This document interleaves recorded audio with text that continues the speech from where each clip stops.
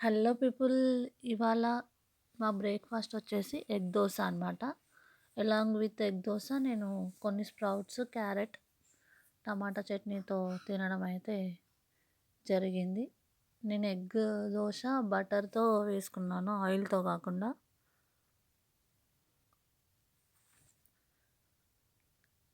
ఇప్పుడు ఎగ్ దోశ చాలా వెరైటీస్ చేస్తారు. నేనైతే ఇట్లా ఆమ్లెట్కి మిక్స్ చేసినట్టు మిక్స్ చేసి ఇట్లా ఎగ్ మీద వేసుకొని చేసాము. నేను ఇందులో కొత్తిమీర వేయలేదు, ఎందుకంటే అది టేస్ట్ వేరేలాగా మారిపోతుందని చెప్పి నేను కొత్తిమీర అవాయిడ్ చేసి చేసుకున్నాను.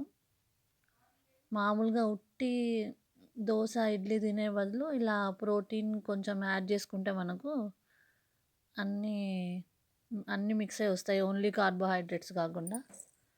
మంచిగా ఎగ్ దోశ ఇలా వేసుకున్న తర్వాత ఇవాళ నేను స్ప్రౌట్స్ గురించి ఎక్స్ప్లెయిన్ చేయబోతున్నాను.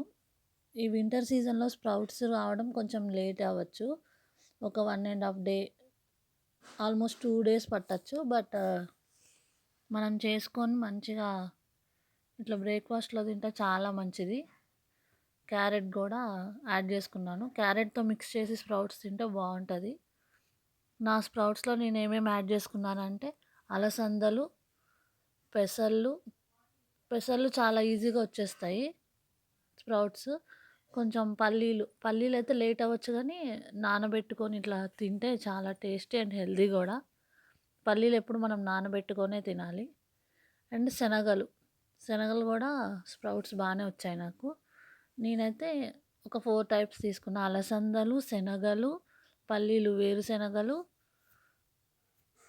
మళ్ళీ పెసళ్ళు. ఇవన్నీ స్ప్రౌట్స్ చేసుకొని ఒక గుప్పెడు, పిల్లలకైతే ఒక గుప్పెడు, పెద్దవాళ్ళైతే 2 గుప్పెడు తినొచ్చు. Please do like, share and subscribe to my YouTube channel.